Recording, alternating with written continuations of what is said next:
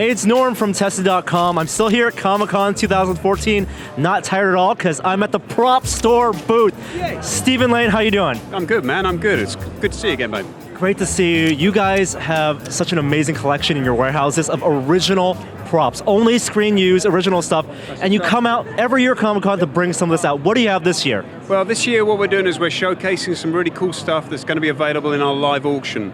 We're having our first big live auction event in October, October the 16th. It's going to be held in the UK, and what we wanted to do is bring some of those treasures here for guys to see, and we bought some really, really cool stuff. I saw over there the hoverboard that Marty McFly actually rides on screen use. It pivots from Back to the Future 2, and you have like weapons and armor and guns just on the wall with zip ties. Oh yeah. We like the idea of people being able to get up close and personal to this stuff, be able to take some good photos. Obviously we don't want people to handle it, but we're there to chat with them about it. You know, I love things like the Kurgan sword from the Highlander. I mean, why shouldn't it be there with those great big spikes sticking out of it? It's just a cool thing, and so that's what it's all about. And every prop has a great story. Now we're in front of this display right here. There's a lot of Batman stuff here. Yeah. Can you show me some of this Batman, these Batman props? This is one of my favorite pieces from Batman, there's no doubt about it. This is the Batmobile from Batman Forever. What's so cool about this one is this was a fully remote control unit. So as you can see, it lights up. What's really cool about this is inside here is a proper jet engine. So they actually built a jet engine in here so they could pull that huge flame effect out the back of it. It's also used for the shot as the Batmobile gets pinned into an alleyway. It fires the jet out the front of the Batmobile, lifts it up, and then it climbs up the walls. So it actually has a port on the underside as well. And if you actually look down here, I don't know if you can get it with the camera, you can actually see the detailing there, which is just really cool. So the prop is completely dressed on the underside as well. Cool piece. Model miniatures like this is just a dying art, you know, and so to see this out is exciting. You never see the cities done in miniatures, and for Batman Returns and Forever, all those city shots and the Batmobile chase, all remote control. That's fantastic. That is from the original 1989 Batman.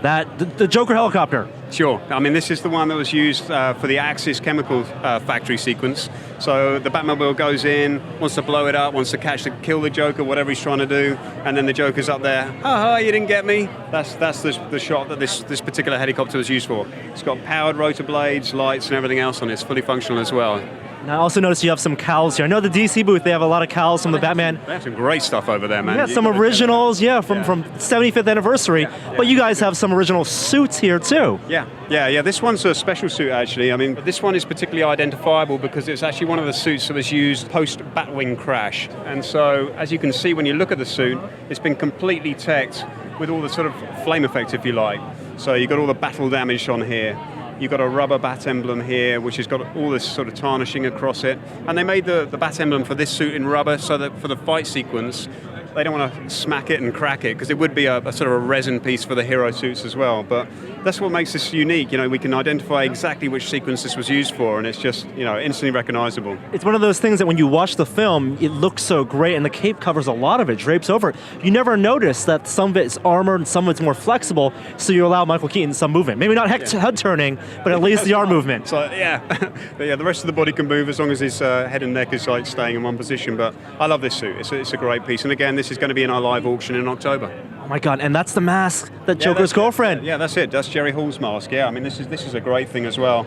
This piece screen matches to the scene where you see it for the first time. Obviously, it gets smashed later in the movie, another version of it. But this piece actually screen matches. So I just gently take this out. So you know, it's got a fantastic paintwork and detailing on this. And then as you slowly sort of flip it out the other side as well, you can actually still see the original tape and marks from where it was on her face, and she actually lifts it away from her face in the film, and so you get to see the inside of the mask as well and all the lining, which is really cool. Wow, thank you so much, Stephen. This is just a small fraction of what you have on display here. We're going to go chat with Brandon Allinger, your business partner here, for more of the props. Yeah, sure. He's ready to talk about some of the cool Pacific Rim stuff that we've got that's coming up in auction too. Let's check that out. So now I'm here with Brandon Allinger. You run Prop Store of LA. That's right. And you guys have a lot of Pacific Rim stuff. Pacific Rim, a lot of CG, but also a lot of practical suits and bugs. A lot of great stuff. They made some really great stuff for this movie. We're excited to be selling some of the assets from the film.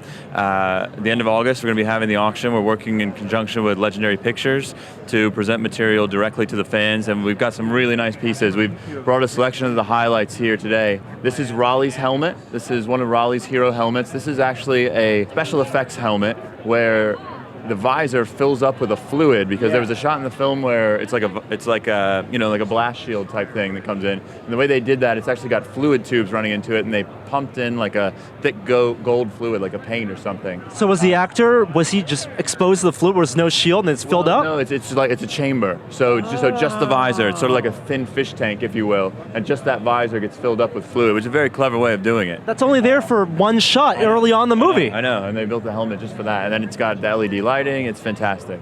So that's Raleigh's. We've also got one of Mako's helmets over there.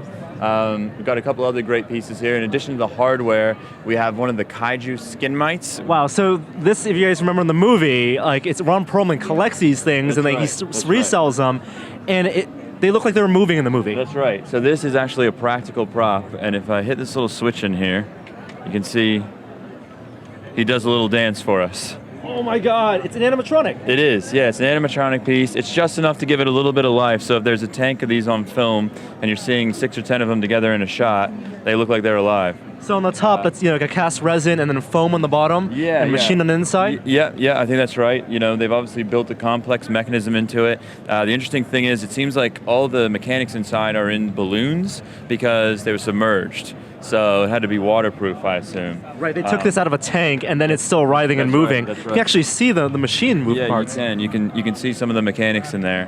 And the fact that this piece, which is almost a throwaway piece in the movie, you know, it's something that you only see for an instant, but the fact that they went to the effort to build practical versions like this that run is pretty cool. Absolutely, definitely pretty cool. In addition to the helmets, you actually have a full suit. We do. This is the Stryker Eureka Jaeger pilot suit. You can see how impressive it is. I mean, this is made by Legacy. Those guys do fantastic work. A lot of it is 3D printed, 3D prototyped. I think they had about 4 of these suits for the film, for the 2 different characters. They're basically the same suit, except the ports on the chest plate where it connects to the actual Jaeger robot are on different sides. The helmet is fantastic. It has lights in it. It has fans to cool the actor. You've seen, suits and props from the whole history of film, modern film. Yep. And what do you notice now about technologies? You said 3D printing is being used. It goes straight from a 3D printer to the actor now, doesn't it? That's right. I think in some cases, I think there's 2 different ways of doing it. Sometimes they'll 3D print a part and then they'll mold that and they'll cast it in a different material. I think that's probably what happened here because a lot of this is sort of a heavy, flexible urethane material. It doesn't strike me as being a direct 3D print. But 3D printing allows them to do things like I noticed the top of the visor, it's got the actor's name printed in it. So they don't mix up the visors. They know on set which visor goes with which helmet. I think it just allows that much more precision in the suit. In the old days, sculpting it by hand, you would never get something completely symmetrical. Now, when you make a 3D model, a CAD model, you flop it, you print out a left and a right, and they're symmetrical, So I think it's just precise in a way that maybe it wouldn't have been if it was something that was made 10 or 20 years ago. You guys are one of my favorite booths every year at Comic-Con. It looks bigger and better this year. I don't know if these people, when they walk through, know that these are actually used in the movies. That's what we're trying to tell them. That's the message we're always trying to push here is this is the real stuff. This was used in the making of your favorite film. It's not a replica. We didn't make it. It didn't come out of a factory. This was all produced by, craftsmen, technicians in small quantity for specific use on the film production. And you guys have it on display here at Comic-Con. Thank you, Brandon. No, thank you. Thank you, Steven. Great to see you guys. And we'll have more from Comic-Con 2014. Amazing stuff like Prop Store on Tested.com. I'll see you next time. Take care.